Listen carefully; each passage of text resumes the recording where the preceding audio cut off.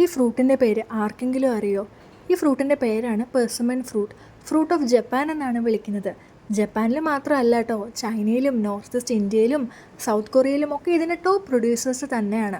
ഇത് നല്ല സ്വീറ്റാണ്. സ്വീറ്റ് മാത്രമല്ല, നല്ല ഗുഡ് സോഴ്സ് ഓഫ് ഫോസ്ഫറസും പൊട്ടാഷ്യം, വൈറ്റമിൻ സിയും വൈറ്റമിൻ എയും നമ്മുടെ ഐ ഹെൽത്തിനും വിഷനും ഗട്ട് ഹെൽത്തിനും ബോൺസിനും ബ്രെയിൻ ഫങ്ഷനും ഒക്കെ നല്ലതാണ്. കൂടാതെ തന്നെ ഇത് റിച്ച് ഇൻ ഫൈബറുമാണ്. ഇത്രയും ഹെൽത്ത് ബെനിഫിറ്റ്സ് ഉള്ളതല്ലേ, അപ്പോൾ എനിക്കും ടേസ്റ്റ് ചെയ്യണമെന്ന് തോന്നി. എനിക്കിതിന് ഒരു നല്ല ബ്ലാക്ക് സപ്പോർട്ടില്ലേ, എനിക്ക് അതിൻ്റെ ടേസ്റ്റ് ആട്ടോ തോന്നിയത്. പിന്നെ കുറച്ച് കഴിഞ്ഞ് എനിക്ക് നല്ല പപ്പായയുടെ ടേസ്റ്റും തോന്നി. പിന്നെ നല്ല ഡേറ്റ് പ്ലമ്മിൻ്റെ ടേസ്റ്റും എനിക്ക് തോന്നിയായിരുന്നു. ഞാൻ അത് എൻ്റെ ഫ്രണ്ട്സിന് കൊടുക്കുന്നുണ്ട്. എടി ഇത് ആ തൊലി എടുക്ക്, ഇത് ഫ്ലഷ് മാത്രം കഴിക്ക്. അത് കഴിക്ക്.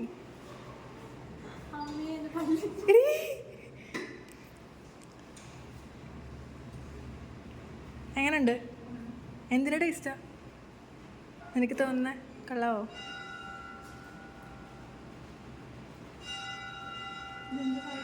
പെർസിമൺ ഫ്രൂട്ട് ഒരെണ്ണം എടുക്കടി, ഒരെണ്ണം എടുക്ക, ടേസ്റ്റ് നോക്ക. ഓ, അവള് തൊലിയും കടിച്ചു. ഫ്ലഷ് ഇന്നെനിക്ക് എന്ത്, പക്ഷെ എനിക്ക് മണം ഇഷ്ടപ്പെട്ടില്ല. മണത്തൊക്കെ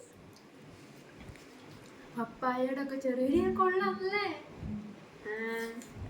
നിനക്ക് എന്തിനാ ടേസ്റ്റ് തോന്നിയേ? നിനക്ക് എന്തിനാ ടേസ്റ്റ് തോന്നിയേ? പപ്പായ അടിക്കുക. പപ്പായയുടെ എനിക്ക് പംകിൻ്റെ ടേസ്റ്റ് തോന്നി. തോരണം